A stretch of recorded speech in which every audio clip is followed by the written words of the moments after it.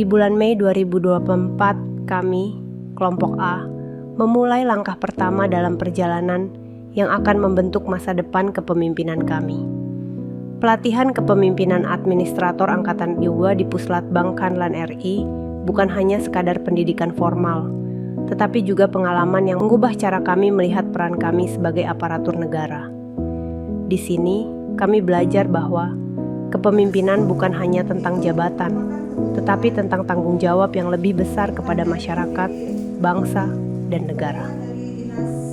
Dibuka dengan upacara yang khidmat, kami disambut dengan penuh inspirasi dan harapan. Setiap kata yang disampaikan mengingatkan kami tentang misi besar yang menanti di depan. Perjalanan kami dimulai dengan pembelajaran mandiri dan jarak jauh. Selama hampir 2 bulan, kami mendalami esensi dari kepemimpinan Pancasila dan nasionalisme, serta bagaimana kepemimpinan harus diiringi dengan kinerja yang tinggi dan manajemen yang efektif. Dalam fase ini, kami belajar bahwa seorang pemimpin harus memiliki landasan nilai yang kokoh dan pemahaman yang mendalam tentang kebangsaan. Meskipun terpisah oleh jarak, teknologi memungkinkan kami untuk tetap terhubung. Setiap diskusi, setiap pemikiran yang dibagikan menjadi bagian dari fondasi yang kami bangun bersama demi kepemimpinan yang lebih baik. Setelah pembelajaran teoritis, kami terjun langsung ke lapangan untuk menguji dan mengaplikasikan apa yang telah kami pelajari. Dalam studi lapangan, kami menghadapi realitas birokrasi yang kompleks, di mana kami harus menganalisis kinerja organisasi dan memahami bagaimana kepemimpinan dapat membawa perubahan nyata. Studi ini membuka mata kami bahwa tantangan di lapangan seringkali berbeda dengan teori, dan fleksibilitas menjadi kunci sukses seorang pemimpin.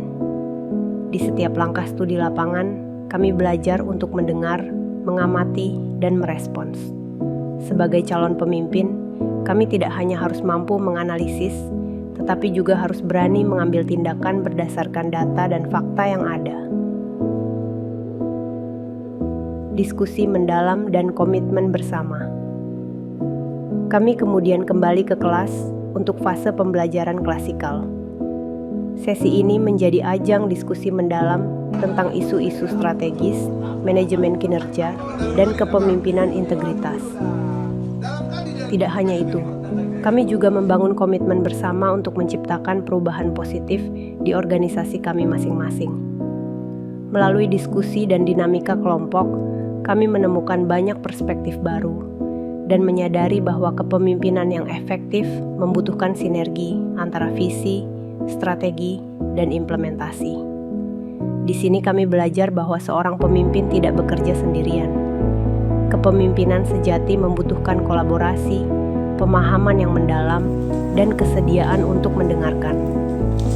Setiap ide yang kami bagikan, setiap strategi yang kami bahas, memperkuat komitmen kami untuk menjadi pemimpin yang lebih baik.